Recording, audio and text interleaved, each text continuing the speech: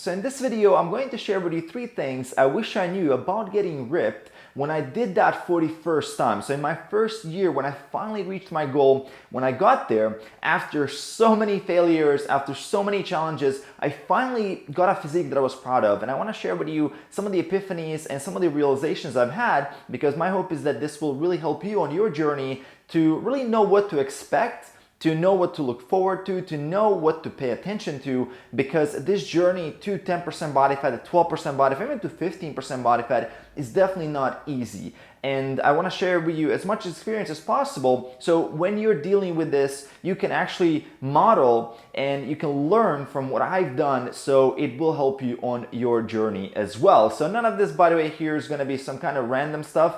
I'm going to actually dive into things that are a bit more advanced and go into psychology as well, because these are really important.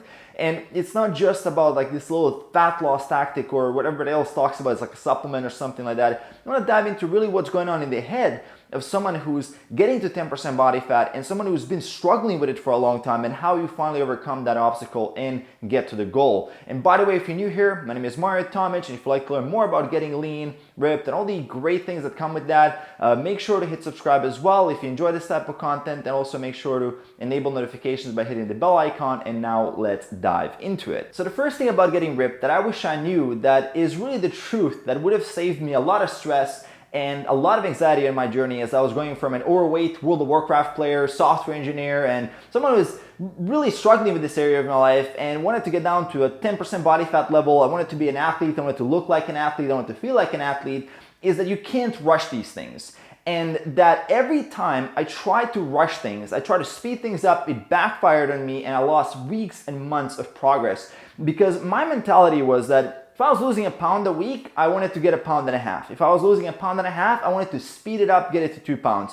I was always looking for the next hack. I was always looking for the next little strategy. Should I do more fasting days? Should I do more hits? Should I cut my calories even more? Can I make myself a lot less hungrier using some teas or whatever? And just so I can eat less, so I can get there faster. And every time I would do these restrictions and add a bunch of stuff on there, so 2 things would happen. So first off, restriction would pile on so much that I just broke at some point. I just couldn't handle it anymore. It wasn't sustainable. And then I would end up binging. I would having these cheat meals, cheat days. I would rationalize it to myself like, oh, I did a couple of weeks well, so I can just do this one day, and then one day turns into 2 days, the 2 days turn into a week, and bam, I just lost a month of progress. Or the other thing, what would happen is that I would add so much stuff to do, and I would always try to push myself to do more and more and more. What would happen is I would just not enjoy the process anymore. Like, I just didn't like going to the gym. I didn't like doing cardio. I didn't enjoy any bit of the journey because I put so much pressure on myself. And that stress and that pressure is actually what led me to just hate the process. Like, I just didn't like it. And guess what? When you don't like something, it's very, very easy to fall off track and very easy to rationalize, again, not being consistent and having these cheat episodes, or just falling off and for a whole week not doing anything and just being lazy. And everything really stems down to the fact that I try to always find a way to do it faster. Instead, what I should have focused on more is just honoring the process and really cultivating a bit of patience. And I know patience is really, really, really hard to quote unquote sell as a thing that you have to have on this journey, but it's the truth. And I want to be honest with you here, because this is what nobody talks about. Everybody's like, how to do it quickly, how to hack the process, how to get rid of 30 pounds in 2 months and all this stuff. Look, that's not how things work. Like, really, that you want to get to a point where this is a lifestyle and you really enjoy it and it's sustainable. It's something you can see yourself doing for the rest of your life, and that will require some patience initially, and you got to be patient with yourself, and that's the only way to truly make this transformation stick and last. And that's really what I want for you. I want you to actually make this a shift.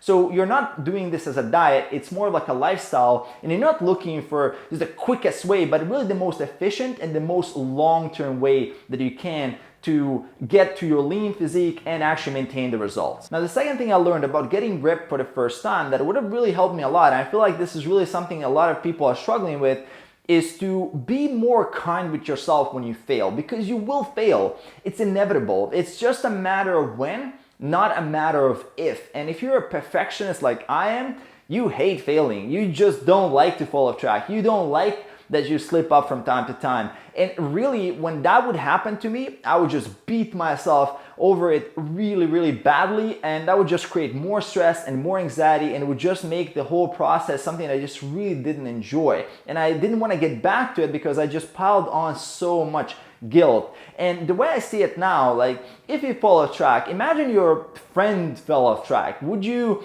if someone falls down, would you go there and just kick them more and just do some more bad stuff to them, or would you try to pick them up and try to help them get back on their feet? And we're so much more kind to other people when they fail compared to us when we fail. When we fail, we beat ourselves over it.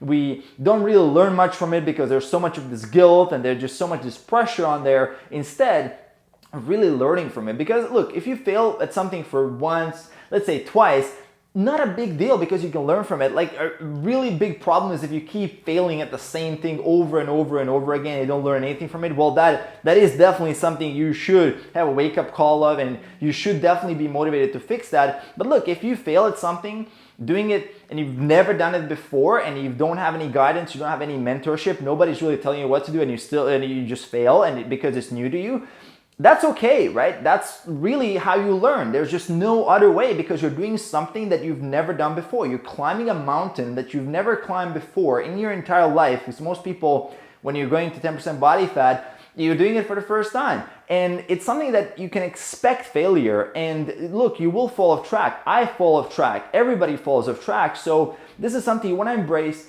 Be kind to yourself when you do fail, and really learn how to get back on track as soon as possible, and focus on consistency, because at the end of the day, consistency is what's going to win. It's going to get you the result that you're looking for, and it's going to keep you that result long term. Now, the third thing about getting ripped that I would have done differently if I was doing it right now, if I was in the same exact situation, being overweight, is I would have created a lot more leverage in myself. Because the truth is, I was wishy-washy with my approach. I could have been a lot more consistent. I could have been a lot more committed. I was kind of 1 foot in, 1 foot out for a long time because I had no accountability. I was doing it myself. I was just flying solo. Nobody was really setting a high standard on me and showing me how things are done and also what I'm really capable of. And I was just trying to do it all by myself, and I couldn't create that leverage on myself and to really push myself. I had no mentorship. I had no coaching done on me.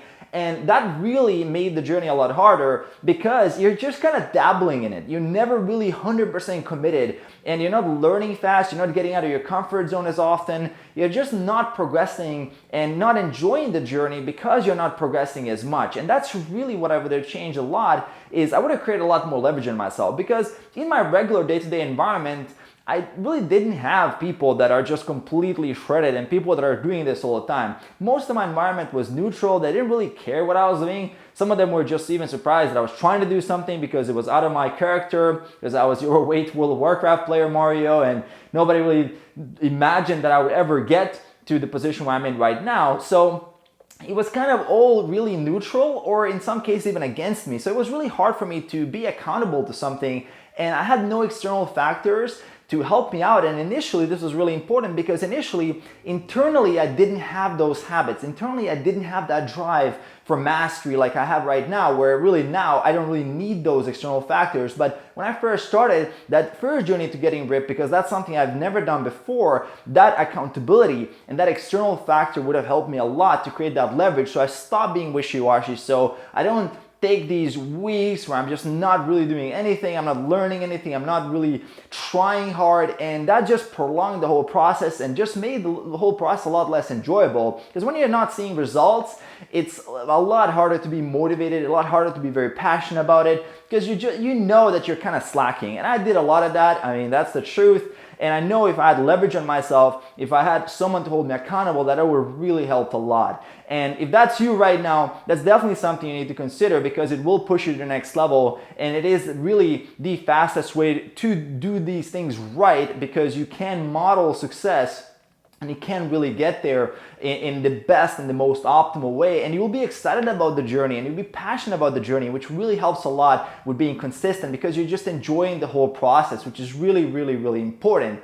And I'm gonna leave a video here at the end about getting lean and ripped that I also like you to check out, because I think it's gonna help you a lot. Also, if you wanna work with me, I'm gonna leave a link in the description below. You can check that out as well. Other than that, I will see you in that next video.